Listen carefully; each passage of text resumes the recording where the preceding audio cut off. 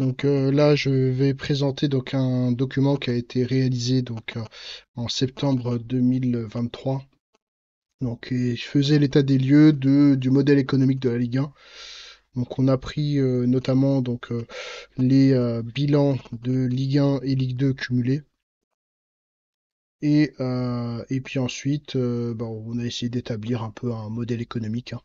Donc, ce qu'on voit ici sur le plus gros marché, on va dire, du football au monde, qui est celui de la Première Ligue, on voit tout d'abord donc une phase, si on regarde vraiment sans regarder en détail d'un point de vue global, une grosse phase d'inflation à la fois d'un point de vue commercial, des matchs et des diffusions, des différents diffuseurs. Donc ça suit très probablement aussi la phase de d'inflation aussi des salaires, notamment des joueurs. Ensuite, après le Covid, il y a eu évidemment une baisse qui a été probablement moins importante évidemment que celle de la France. Je n'ai pas forcément les chiffres là. Et ensuite, une augmentation, une réaugmentation qui a dépassé le niveau de 2018-2019. Et ensuite, il y a eu une phase de stagnation depuis l'année 2022. Donc, on va voir ce que ça va donner pour cette année. Mais globalement, on voit que là, en fait, on est dans une phase de stagnation au niveau du monde du football. Et ça sous-tend, en tout cas déjà dès l'année dernière, ça sous-tendait quelque chose d'extrêmement important pour la suite. Donc on a établi voilà la structure financière des clubs. Donc ce qu'il faut savoir, c'est que les clubs ont trois sources principales de revenus, à la fois les droits audiovisuels, les sponsors, la billetterie aussi. Puis il y a aussi d'autres produits, mais globalement on est sur droits, sponsors et billetterie. Donc on a voilà dans cette perspective des droits TV cette situation où si les droits TV diminuaient ou augmentaient d'une certaine façon, il y aurait un impact important, plus ou moins important en fonction des différents clubs. Et c'est ça qu'on va essayer de regarder rapidement. Notamment donc sur les droits de visuel, on voit en termes de valeur aujourd'hui qu'est-ce que ça représente au niveau des différents clubs. Mais quand on rapporte ça par rapport au budget du club en lui-même, on peut constater qu'il y a des clubs qui sont plus impactés que d'autres. Ceux qui ne sont pas impactés, potentiellement moins impactés, c'est l'OM et le PSG. Mais ceux qui sont le plus impactés, c'est notamment AS Monaco, on peut comprendre pourquoi, mais aussi le LOSC, Clermont Foot. Alors Angesco, il était à cette époque-là présent, 3 aussi, donc qui était beaucoup plus impacté au niveau des droits TV. Donc sur les droits TV, donc il y a différentes répartitions, je rentre pas trop dans le détail. Sur la partie sponsor, ceux qui sont le plus dépendants des sponsors, c'est le Paris Saint-Germain. Ceux qui sont le moins dépendants, 3, les Girondins de Bordeaux, Angers, il y avait le LOSC aussi. Donc ça, c'était un élément qui était intéressant. Il y a aussi un élément qui est tout à fait important, c'est celui des ventes de joueurs, qui constitue à la fois un, voilà, un relais de croissance, mais qui peut aussi faire partir à l'étranger différents clubs. Et ce qu'on constate en tout cas aujourd'hui, c'est que il y a de plus en plus d'achats internes de bons, enfin de talents en fait, comme on l'a pu le voir avec Wai.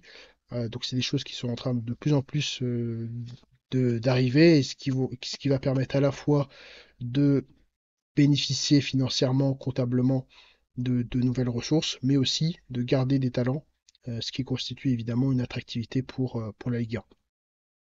Un élément important aussi, c'est le fait pour diversifier les droits, il y a aussi une partie de détenir son stade pour permettre de bénéficier totalement d'un actif tangible fructifiable.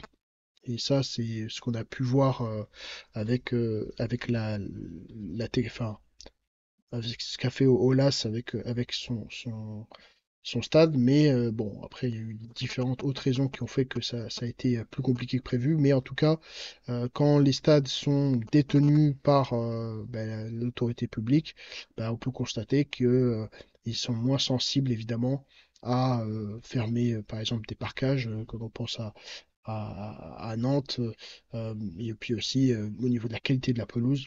On ne voit pas la qualité de la pelouse, entre autres, de la Première Ligue. Et donc ça rend difficile le travail des professionnels du sport, enfin, notamment des joueurs. Ça, c'est deux axes, hein, qui sont tout à fait importants, qui vont permettre évidemment de bénéficier d'une meilleure attractivité et puis aussi de faire fructifier l'actif qui est le stade. Donc sur les recettes de match, on voit donc par rapport au club que celles qui sont le moins importantes, évidemment, on en a parlé, c'est l'AS Monaco, mais le RC Lens, les Girondins de Bordeaux, bon, c'est pas forcément intéressant. Metz, Nantes sont ceux qui bénéficient le plus du ticketing, tout simplement enfin, des recettes de la billetterie. Alors on pourrait constater que Nantes, évidemment, avec toutes les sanctions qu'ils peuvent avoir, ça rend très très difficile euh, de faire fructifier en tout cas toute la partie billetterie. Mais on se retrouve vraiment dans cette situation où beaucoup de clubs, en tout cas, bon, si on regarde, je sais pas si à la moyenne, mais beaucoup de clubs en fait sont assez, entre guillemets, peu dépendants. Vous voyez, on est autour de 10%. Euh, la majorité des clubs, même le PSG, sont très peu dépendants de la partie ticketing, et ce qui constitue évidemment le plus intéressant du point de vue de sportif, à la fois sur l'ambiance, de la réalité aussi de, euh, de l'économie, hein, du sport, et puis des synergies qu'il peut avoir à l'issue grâce à toute cette ambiance, toutes ces personnes qui se rencontrent aussi autour du divertissement du sport. Donc au niveau financier, donc pour faire simple, hein, ce qu'on constate, c'est que beaucoup de clubs sont plutôt en perte, en fait, hein, quand on regarde ici, 6 en perte plus de 25 millions, de moins de 25 millions, il y en a 5. Il y en a quelques-uns qui sont en bénéfice. Donc en fait, on se rend compte qu'il y en a 9 en bénéfice et il y en a 11 en perte.